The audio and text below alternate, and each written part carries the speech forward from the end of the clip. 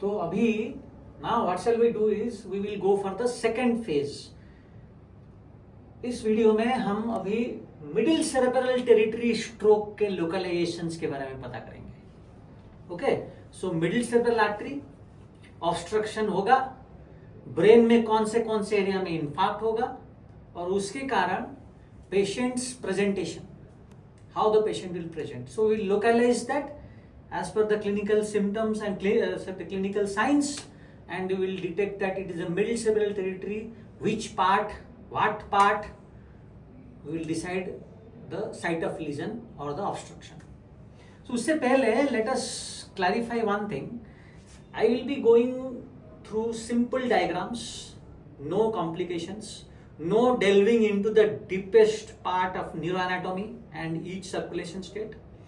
We will be making everything simplified with simple drawings and diagrams, and we will read the MCA territory stroke pattern. So let me first tell you only the MCA territory, how we will go for the clinical implication of a stroke localization in MCA. First let me draw a normal MCA only as far as it is concerned. Internal carotid, we know that MCA arises from the internal carotid,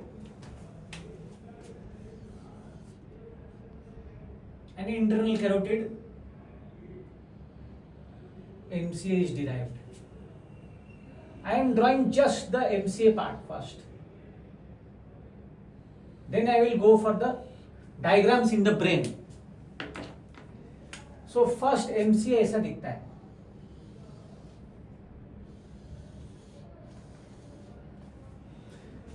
जब MCA के stroke syndrome से अपन discuss करेंगे, तीन तरीके से discuss करेंगे. पहले, अगर obstruction at the stem of MCA, क्या क्लिनिकल प्रेजेंटेशन होगा. As you see the MCA after originating from the internal carotid artery, it is going straight in the Sylvian sulcus and it is getting itself divided into two branches. One is a superior division and one is an inferior division. जो segment from the internal carotid artery origin of MCA till the division part, this part is known as the M1 segment. जहां division start होती है, superior division, inferior division, that is the M2 segment of the middle cerebral artery. Now, second, when the middle cerebral artery is going that till it is dividing, it is also giving rise to penetrating branches or perforating branches to various areas in the brain. We will come to later. First, we are only talking of the middle cerebral territory, then we will put up, superimpose the other neuroanatomical part. So that is important here. This is in the M1 segment, it is deriving or it is giving rise to perforators, very thin vessels, एकदम पतला, 30 to 300 micron meter diameter की छोटे छोटे vessels. Okay, this is the, बोलते हैं इनको lenticulostriate branches, lenticulostriate perforators. ये diagram एक बार समझ में आ गया तो देन क्लिनिकली जो मैं बोल रहा था, how to divide the stroke symptoms in MCA territory, we will divide into three form. Again repeating, first what will happen if the total stem is occluded by an embolus, whole part चला गया, everything is blocked. Clinical presentation, तो clinical presentation number 1, total stem occlusion. Clinical presentation number 2, only these vessels are blocked. Either the superior division is blocked, either the inferior division is blocked by an embolus, artery to artery embolus or atherosclerosis. Usually it is an artery to artery embolus. यहाँ thrombus बना, पट से टूटा, इधर घुस गया, तो artery to artery. तो this obstruction, what are the clinical presentations? Third, if only the lenticulostriate perforators are obstructed, what will be the clinical presentation?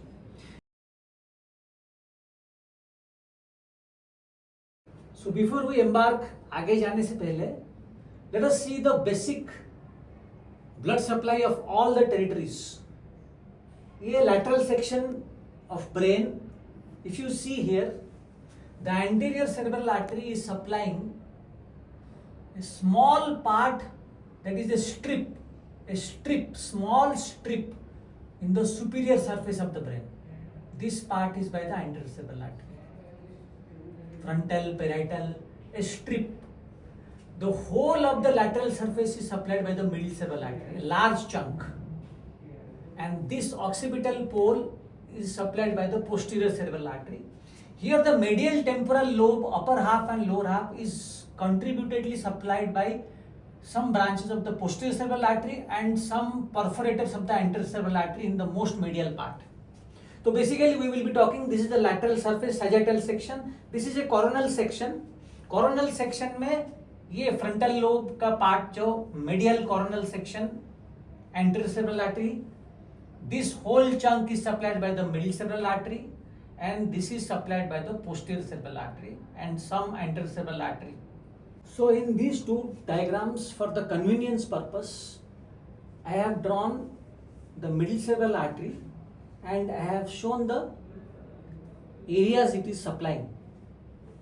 Say here is again the middle cerebral territory has been drawn.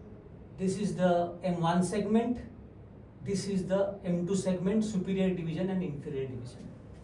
As you see, the superior division is supplying the whole of the lateral aspect of the brain, including frontal lobe and parietal lobe. And this area was supplied already in the first diagram by the majority by the anterior cerebral artery. So this area will be having problem when the superior division will be having the paralysis. That is the obstruction of the superior division. And this area, as you see, it is the inferior part of the parietal lobe and the superior part of the temporal lobe which is being affected. The inferior part of the parietal lobe and the superior temporal gyrus, very important area. This is the vernix area. This area is damaged or infarcted if the inferior division is involved.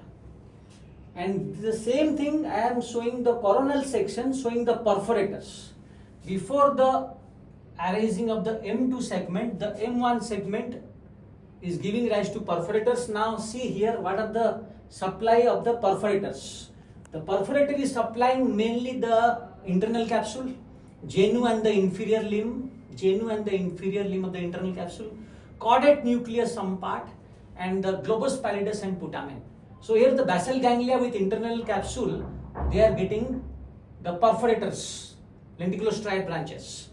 Divisions are supplying the lobes, parietal and frontal, and the superior temporal gyrus and the inferior parietal lobule by the inferior division.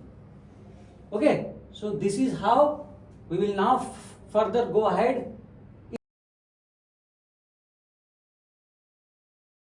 If the total stem is occluded, when I start with the total stem occlusion, so it is needless to say everything is getting damaged.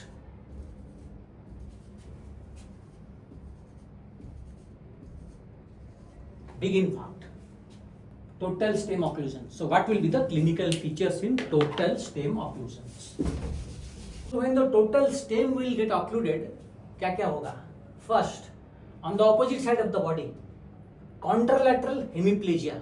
There will be complete weakness of the arm, trunk and leg. Hemiplegia. Contralateral side hemianesthesia. There will be loss of sensations, fine touch, pain, graphesthesia, stereognosis, proprioception.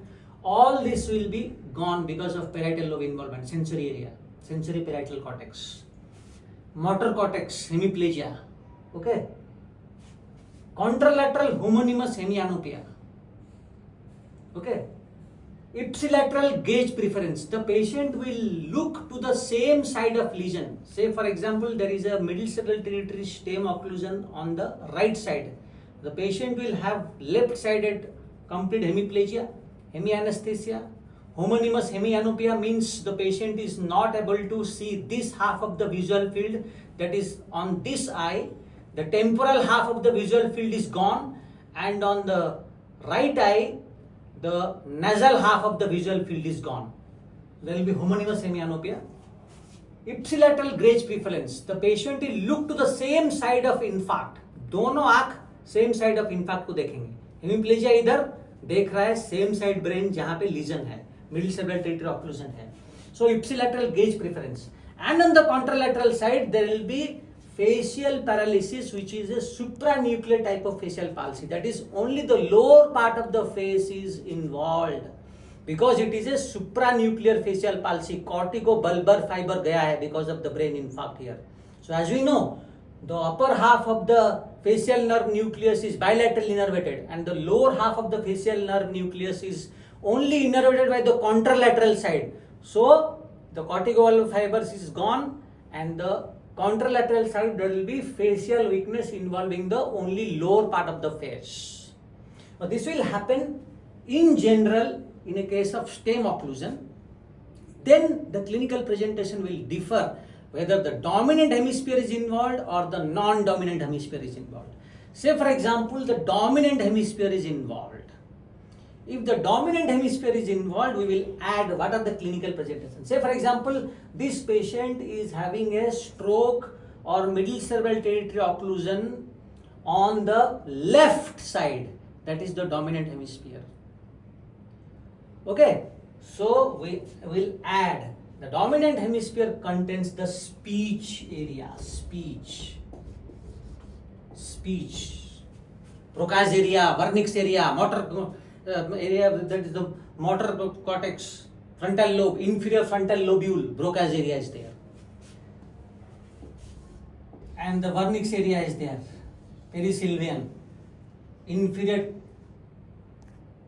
parietal lobule, superior temporal gyrus. Here, the Broca's area, all are gone. So, if we add, we will add other clinical features. Aphasia,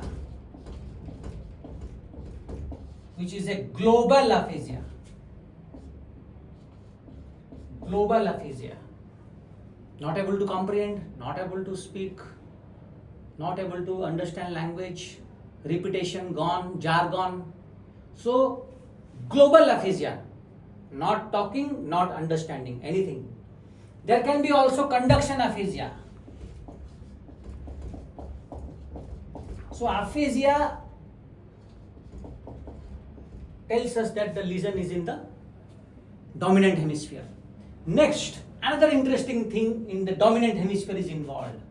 Apraxia. So what is this apraxia? As we know, aphasia is a disorder of language. Apraxia is defined as, that is, inability to carry out a command. The command, say for example, the command is a complex command. Thoda sa teda ada teda command. Complex command, and the patient is not able to do or perform that complex command, even if the patient is having no motor weakness, no sensory weakness, or no sensory loss, no cerebellar signs, no ataxia, psychologically completely normal, but still he is unable to perform a complex command or a complex task. So there are two types of apraxias that will occur if the dominant hemisphere is involved, and those apraxias are apraxia,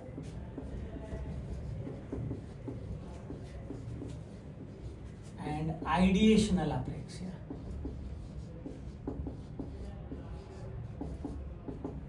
Ideational apraxia and ideomotor apraxia.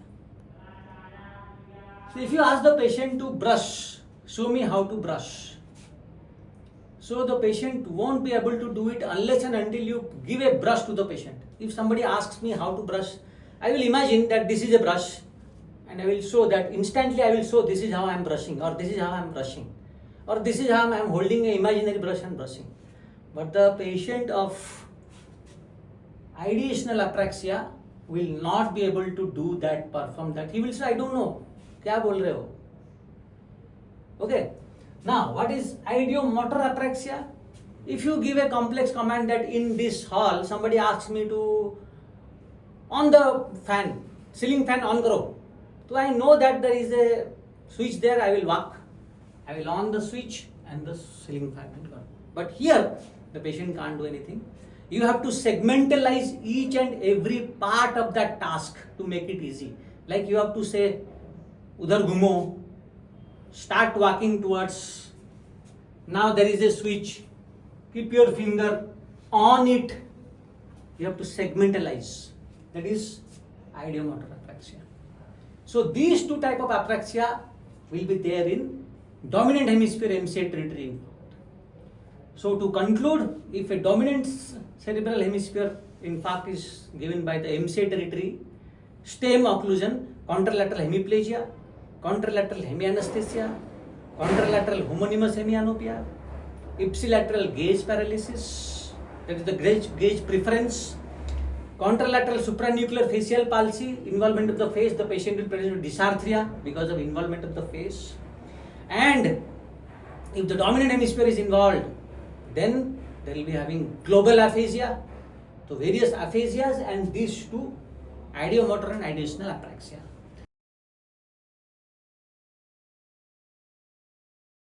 So another syndrome that comes in the dominant hemisphere total stem occlusion is Gman syndrome. What is this characterized by? It is characterized by acalculia, agraphia,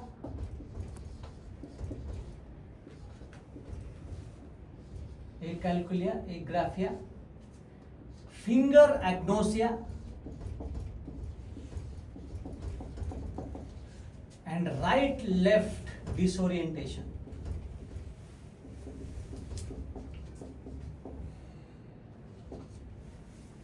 These are the four characteristics of Gman syndrome which occurs due to dominant hemisphere involvement of the stem middle cerebral territory. Acalculia, parietal lobe calculation, parietal operculum statistics calculation, and part of frontal it is gone, so acalculia. Agraphia, again, the written part, writing part is gone. Finger agnosia, the person will not able to recognize fingers.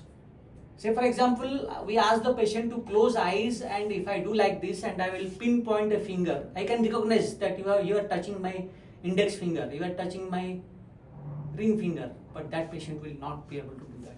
And there is disorientation to left and right. Patient cannot say what is right side, what is left side. This is known as Gman syndrome, which is a clinical presentation of middle cerebral territory stem stroke in the dominant hemisphere.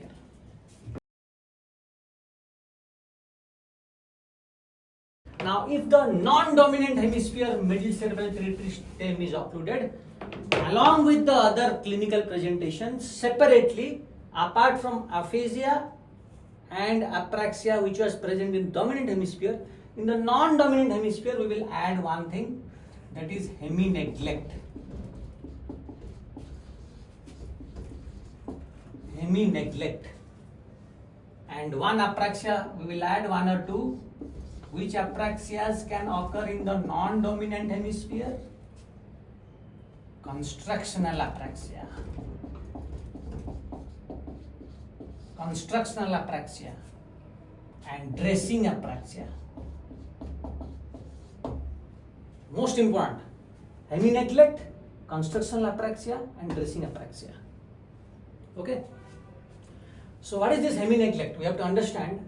See, the orientation of the space around us, how it is governed. The dominant hemisphere only tells us about the orientation of the contralateral side. That is, the left dominant hemisphere is telling me what are the orientation of the right side of my body, right side of the area, space. And the right hemisphere is superior here. The right hemisphere tells us about the orientation of the space in both sides. That is the right side also and the left side also.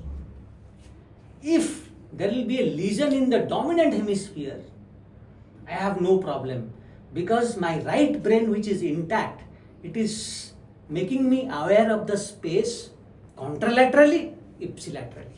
So I am having no problem. But if I am having an infarct in the non-dominant hemisphere,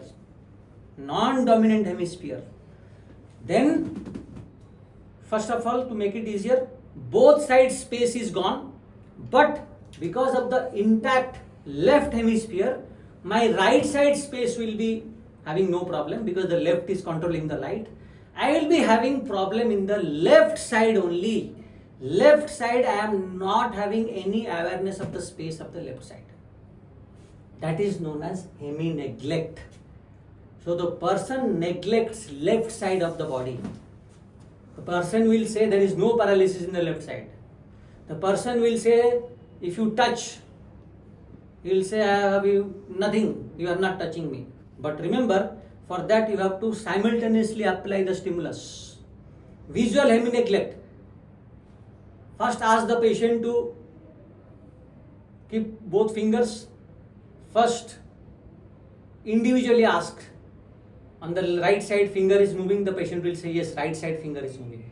On the left side finger is moving, patient will say left side finger is moving.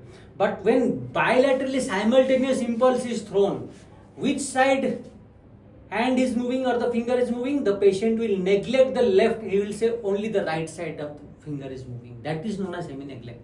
Don't confuse Hemi Neglect to be sensory loss, not feeling senses on the left side. No. This is a bilateral stimulus. Patient is neglecting one half. Okay, कभी कभी बोलेगा paralysis तो मेरे को हुआ ही नहीं, हालांकि left side paralysis है. In the extreme situations, if you give a roti or chapati or an omelette, the patient will only eat the right side of the omelette, will leave the left side. Only wear the right shoes, not wear the left shoes, because that is not existing, that space is not existing for him. That is very important. So sensory Hemi Neglect and constructional apraxia and dressing apraxia. Dress पहनने के लिए दोगे, कपड़ा पहनने के लिए दोगे, paint को शर्ट जैसा पहनेगा, शर्ट को पैर से निकालेगा, तो dressing apraxia. And ask the patient to draw simple diagrams. Patient will not be able to draw simple diagrams. So these will be the added features of the non-dominant cerebral hemisphere clinical presentation with a MCS stem stroke, apart from all other which I have told, constructional, that is the hemiplegia, hemianesthesia, gaze preference, again repeating those 4-5 plus non-dominant features. Those 4-5 plus aphasia is equal to dominant hemisphere. So अभी एक एक समझते हैं अपन. Let us understand the 5 main clinical presentation of the stem occlusion, that is contralateral hemiplegia. We start with contralateral hemiplegia. For this we have to understand this simple diagram. This is the lateral surface of the brain and this is the central sulcus. This is the sylvian sulcus. This is the central sulcus. We know that the precentral gyrus and the postcentral gyrus, this is the central sulcus. The precentral gyrus is the motor part and the post-central gyrus is the sensory part. Parietal lobe is the frontal lobe. And what is the representation of the body in the motor cortex? That is the motor area. First, there is a leg which is to the medial part, opposite side, medial part is the leg, then the trunk, then there is arm, there is hand, there is face, somewhat like this. In the medial temporal area, the frontal lobule, the frontal part is the leg first, then the small trunk, then arm, then hand, and then the face, large, these are large. So this is the motor homunculus. Same is the sensory homunculus on the opposite side, that is the postcentral gyrus. So because the middle cerebral territory stroke, stem occlusion will completely infarct this area, so there will be complete hemiplegia, contralateral. Here the sensory area also will be gone, so there will be complete hemianesthesia. So touch, pain, temperature, proprioception, graphesthesia, stereognosis all gone because middle cerebral stem is gone, sensory. Third, we discussed about homonymous hemianopia, contralateral homonymous hemianopia. Again, try to understand. We have learned the visual pathway in anatomy. See, this is the visual pathway, nasal half and temporal half of the visual field. The medial fibers coming from the nasal half are crossing on the optic chiasma. The temporal half are not crossing and they are coming to the lateral geniculate body.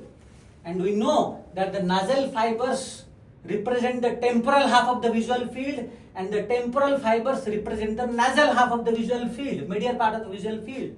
So now after the lateral geniculate body, the genicular calcarine tract, these fibers, they are traversing through the temporal and the parietal lobes. Geniculocalcarine tract are traversing through the temporal and parietal lobes to reach the occipital cortex. So in a middle cerebral territory stroke, complete stem stroke, this part is also gone. So on the contralateral side, there will be homonymous hemianopia. तो जिस side में middle cerebral territory stroke हुआ है, तो उसके opposite side में temporal half visual field उड़ जाएगी, नेजल हाफ सेम साइड का इप्सिलैटरल साइड का नेजल पार्ट उड़ जाएगा. So this is homonymous hemianopia. Then ipsilateral gaze preference, ये बात थोड़ा समझनी पड़ेगी आप लोगों को. कैसे समझनी पड़ेगी? फ्रंटल लोब में हमारा दो जो फ्रंटल लोब है उसमें एक ये सैजिटल डायग्राम है, इसलिए एक एरिया है जिसका नाम है frontal eye field. So this part of the frontal lobe controls the conjugate gaze deviation. Conjugate, when I say conjugate, if say for example मैं आपको बोला कि राइट साइड में देखिए, तो आप जब इधर देखते हैं तो आपका राइट साइड का लैटरल रेक्टस मसल कॉन्ट्रैक्ट हो रहा है और लेफ्ट साइड का मीडियल रेक्टस मसल कॉन्ट्रैक्ट हो रहा है. तो साथ में simultaneously they are contracting and you are seeing to one side without any diplopia. That is controlled by the frontal eye field. यहाँ पे समझने की बात है. कैसे कंट्रोल हो रहा है वो? Frontal eye field say there is a motor innervation to the motor tract. It is coming down to the pons. The area is known as pontine paramedian reticular formation. From the pontine paramedial reticular formation, the fiber is on the ipsilateral side. The sixth nerve is innervated. A branch is giving to the sixth nerve innervation. Then from the ipsilateral sixth to the contralateral third, क्योंकि ये का इस side का lateral rectus contract करने के लिए इस opposite side का मीडियल रेक्टस कॉन्ट्रैक्ट करना पड़ेगा. इसलिए ये फाइबर इप्सिलैटरल सिक्स्थ नर्व से कॉन्ट्रालैटरल थर्ड नर्व को इनर्वेट करता है. तो everything is a control from the frontal lobe. यहाँ पे सेकेंड चीज समझनी पड़ेगी. If there is a normally if I stimulate the frontal eye field, if I give a irritative focus, all this localization is for a small story. All these localizations are generated by the neurosurgeons. When they open the brain, they have stimulated particular areas, they have seen the response, and they have committed that this area is responsible for this. Likewise, if I stimulate the frontal eye field, the normal response will be the patient will look to the contralateral side. If I stimulate this part, frontal eye field, frontal lobe, the person will look to the opposite side. This part stimulation, opposite side. This is normal response. That is why if there is an epileptic focus, that is irritating focus, irritate क्या, electric shock लगाया, epileptic patient में अगर frontal lobe के कारण epilepsy हुआ तो contralateral side में scissor आएगा और पेशेंट सीजर के साइड को देखेगा क्योंकि यहाँ इरिटेट किए हो तुम. समझ में आ रहा है? लेकिन अगर if there is a silent lesion, stroke is a silent lesion. Stroke ने क्या किया? उसको इन्फार्क्ट कर दिया. The tissue is dead. It is a silent lesion. So in stroke which is not an irritating lesion, the contralateral frontal eye field will take responsibility because it is now getting powerful because this side is gone, it is dead. So normally the patient is looking, because of the contralateral eye field, the person is looking to the site of infarction because यहाँ stimulation opposite side देखेगा, दोनों अपने stroke के ही side को देख रहा है. तो gaze preference is on the site of the brain where the stroke has happened. Hemiplegia is happened on the contralateral side. So eyes look away from the hemiparetic side in stroke, but the eyes look towards the seizure side in a frontal lobe seizure because it is irritating focus. So here I explained how there will be ipsilateral gaze preference. Fourth, there will be contralateral supranuclear facial palsy. That means only the lower part of the face is involved. Why? Because as you know, the facial nerve nucleus in the pons, the upper part of the facial nerve nucleus is bilaterally innervated. bilateral innervated from this side, but the lower part of the face is only innervating to the contralateral side, lower motor, that is the lower half of the facial nerve nucleus. So if there is a corticobulbar fiber damage due to stem occlusion, upper part of the face बच जाएगा, क्योंकि upper part of the face को दोनों side ने दो दो जगह को दे दिया है. इस साइड ने इसको भी दिया, इस साइड इसको दिया, इस साइड की कॉर्टिकोबल्बर फाइबर इसको भी दिया, इस side corticobulbar, but lower half of the facial nerve nucleus is only supplied by the contralateral corticobulbar fiber. So यहाँ डैमेज हुई तो contralateral साइड में lower motor neuron facial palsy हो, यहाँ डैमेज हुई तो contralateral साइड में only the lower part of the face is involved. Now this is how all the major 5 have been explained. Now we will talk about if the occlusion is in the M2 segment. After stem, let us come to directly M2 segment. So in the M2 segment, it can obstruct either the superior division or the inferior division. First we will talk of occlusion of the superior division of the middle cerebral territory. So this is the Sylvian sulcus dividing into 2 superior division. As you see, if there is a superior division occlusion, again the parietal and frontal lobe, this part is getting affected. Representation of the body, that is the arm, hand and face. So there will be combination of paralysis you will get. The leg will be preferentially spared. It will be either when the patient will present with contralateral arm weakness plus hand weakness. Arm weakness plus hand weakness, one kind of presentation. Patient will have arm, hand and face. So contralateral supranuclear facial palsy with arm and hand weakness with dysarthria. So arm plus hand plus face ऐसा भी present कर सकता है. Or the patient can present, if the Broca's area is involved, the patient will present the variable combination along with the Broca's aphasia. Say for example, patient will have Broca's aphasia plus arm weakness, hand weakness, 7th nerve palsy, supranuclear. If this combination is present, Broca's aphasia with supranuclear facial palsy, that is the lower part of the facial weakness, Broca's aphasia and arm weakness, this is known as frontal opercular syndrome. So concluding the superior division, variable weakness of the arm, hand, face, lower half, supranuclear facial palsy with Broca's aphasia. So Broca's aphasia, supranuclear facial palsy with or without arm and hand weakness, frontal opercular syndrome. Now, this is how the superior division will manifest. If there is an embolic occlusion of the inferior division, so this inferior division, as you see, is supplying the inferior parietal lobule. Sorry, don't cut. This is the inferior parietal lobule, that is the parietal lobe ka inferior part, and the temporal lobe ka superior part, superior temporal gyrus, inferior parietal lobule. This area is a fantastic area. This is in the dominant hemisphere is the speech area, that is the sensory speech area or vernix area. So if the inferior division is only blocked, the patient will present with vernix aphasia, no comprehension, no repetition, word salad, jargon speech, paraphrasias, कुछ भी बोल रहा है, तुमको कुछ समझ में नहीं आ रहा है, ना पेशेंट को कुछ समझ में आ रहा है, पेशेंट को जो टास्क दे रहे हो कुछ नहीं समझ में आ रहा है उसको, लेकिन बोले जा रहा है. वो नियोलॉगिज्म्स, अपने मन से नया वर्ड ला रहा है, पैराफ्रेजिया वर्ड रिप्लेस कर रहा है. Another interesting clinical presentation will be homonymous contralateral superior quadrantopia.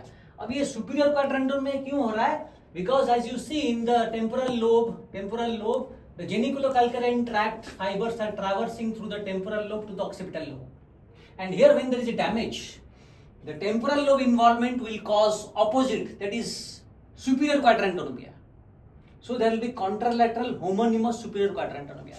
This will be the clinical presentation of M2 part, inferior division in the dominant hemisphere. If this inferior division occlusion occurs in the non-dominant hemisphere, then there will be hemi neglect. Hemi neglect, which we discussed in the non-dominant stem involvement. So this is what will be the clinical presentation of M2 territory involvement in middle cerebral artery, M2 segment. Now the last part which comes is the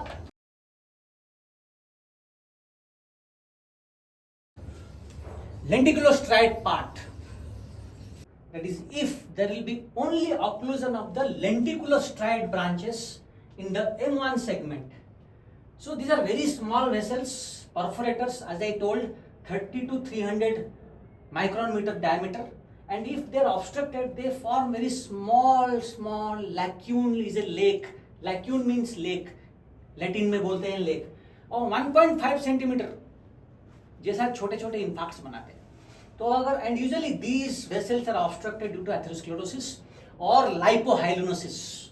So what will happen if the lenticulostriate branch is occluded? If you see, it is mainly supplying, the perforators are supplying to the inferior limb of the internal capsule, genu of the internal capsule, caudate nucleus, that is the caudate nucleus, some part of the caudate nucleus, globus pallidus and putamen, basically basal ganglia.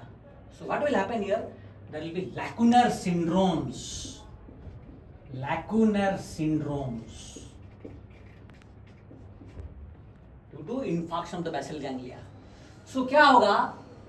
Internal capsule involve हो गया, contralateral hemiplegia, pure motor hemiplegia, pure motor hemiplegia हो सकता है.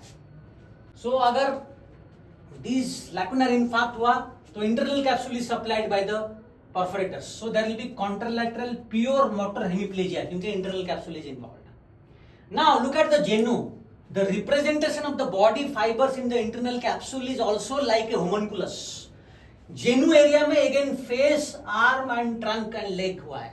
So maybe in some type of lacunar infarcts, the patient will first present with a facial weakness which will gradually progress to the arm weakness, then hand weakness. This is another presentation.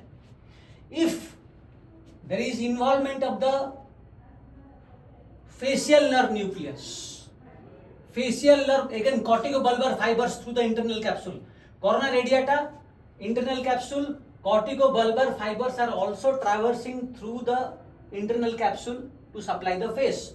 So there will be dysarthria because supranuclear facial palsy. So there will be another syndrome like dysarthria with a clumsy hand, dysarthria clumsy hand syndrome. Arm weakness हुआ है internal capsule और dysarthria भी हुआ है facial nerve involvement. So another is ataxic hemiparesis.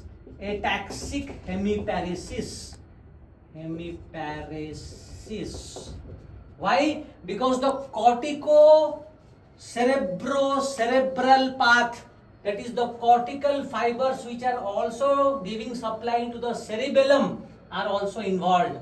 So if those fibers are involved, so there will be hemiparesis, and on the hemiparetic side there will be cerebellar signs. So ataxic hemiparesis. So basically speaking, lenticulostriate branch will cause the lacunar syndromes, pure motor hemiparesis, internal capsule, then dysarthria, facial nerve involvement, clumsy hand, again arm weakness with facial involvement, ataxic hemiparesis, cerebellar fibers plus corticospinal fibers, that is the pyramidal fibers, corticospinal fibers, ataxic hemiparesis. These will occur. Now let us talk about globus pallidus and putamen. Very rarely, if a lenticulostriate infarct involves the putamen and globus pallidus, additional clinical features you may have, because the basal ganglia is gone, you may have Parkinson-like feature,